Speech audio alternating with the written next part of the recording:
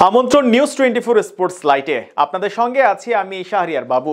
চলুন দর্শক জেনে নেই আজকের খবরের বিস্তারিত রিপোর্টের বাকি অংশে। রংপুর রাইডার্সের বিপক্ষের ম্যাচে অ্যালেক্স হেলস, ঢাকা ক্যাপিটালসের বিপক্ষে সাব্বির আহমেদের সঙ্গে কথার যুদ্ধে নেমেছিলেন তামিম ইকবাল। ফরচুন বরিশাল অধিনায়কের মেজাজ হারানোর কথা স্ট্যাম্প মাইকের সুবাদে শুনেছেন দর্শকরাও। তামিম ইকবালের ওপর নয়, প্রতিপক্ষ ফিল্ডারের উপর রেগে গিয়েছিলেন ডেভিড মালান। বিপিএলে বারবার মেজাজ হারাতে থাকা খান সাহেবকে এবার নিজ দলের সতীর্থকে নিয়েই যুক্তি ব্যাখ্যা দাঁড় করাতে হলো।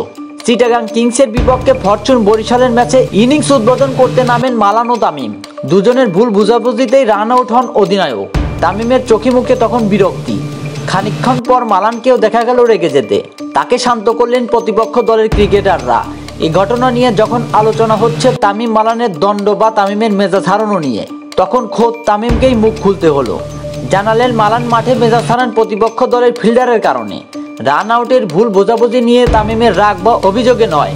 তামিম তার ফেসবুক পেজে থেকে লিখেছেন, অনেকেই আমাকে জিজ্ঞেস করছেন মাঠে ডেভিড মালানের সঙ্গে কিছু হয়েছিল কিনা। এটা নিয়ে নাকি অনেক আলোচনা হচ্ছে, অথচ আমার সঙ্গে মালানের কিছুই হয়নি। মালান তো ওভাবে জবাব দিচ্ছিল প্রতিপক্ষর একজনকে। তামিম মনে করেন রান আউট নিয়ে তার বা মালানের মধ্যে অস্বাভাবিক কিছুই হয়নি। লিখেছেন, মাঠে দুই ব্যাটারের ভুল বুঝাবুঝি হতেই পারে, তাৎক্ষণিকভাবে হতাশা প্রকাশ করাও স্বাভাবিক। আমি রান আউট হওয়ার পরে মালান হাতের ইশারায় সরি বলেছে। আমি সেদিকে তাকিয়ে মাঠের বাইরে চলে যাই, তার সঙ্গে কোনো কথাই হয়নি। কাছেই থাকা প্রতিপক্ষের একজন ফিল্ডার তখন মালানকে একটা কথা বলেছে যা তার ভালো লাগেনি। মালান সেই ফিল্ডারকেই জবাব দিচ্ছিল, তার দিকেই এগিয়ে যাচ্ছিল, অথচ সেটাকেই অনেকে বানিয়ে ফেলেছে আমার সঙ্গে নাকি মালানের ঝামেলা হয়েছে। এর আগে অ্যালেক্স হেলসের প্রতি তামিমের ক্ষোভ কিংবা সাব্বির রহমানকে স্লেজিং নিয়ে হয়েছে অনেক সমালোচনা। সবকিছু মিলে একটু বিরক্তই তামিম। ফরচুন বরিশালের অধিনায়ক বলেন, এরকম অনেক সময়ই অনেকে টিভিতে দুই একটি দৃশ্য দেখে নানান রকম ধারণা করে ফেলেন।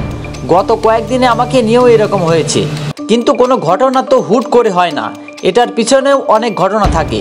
তামিম বলেছেন, মাঠে এরকম অনেক কিছুই হয় যা টিভিতে পুরোপুরি ফুটে ওঠে না এবং সেটা উচিত নয়।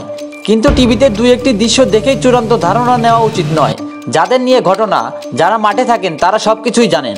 আজকের উদাহরণ দিয়েই আবার বলছি, টিভিতে এক দুই ঝলক দেখে সিদ্ধান্তে পৌঁছে যাওয়া উচিত নয়। এদিন পাওয়ার প্লেতেই 5 ব্যাটারকে হারিয়ে বিপদে পড়ে চিটাগাং কিংস। এরপর আরাফাত সানি ও মোহাম্মদ মিঠুনের ব্যাটে কোনো রকমে 100 পার হয়। ছোট পুঁজি নিয়ে খুব একটা লড়াই করতে পারেনি কিংসের বোলাররাও।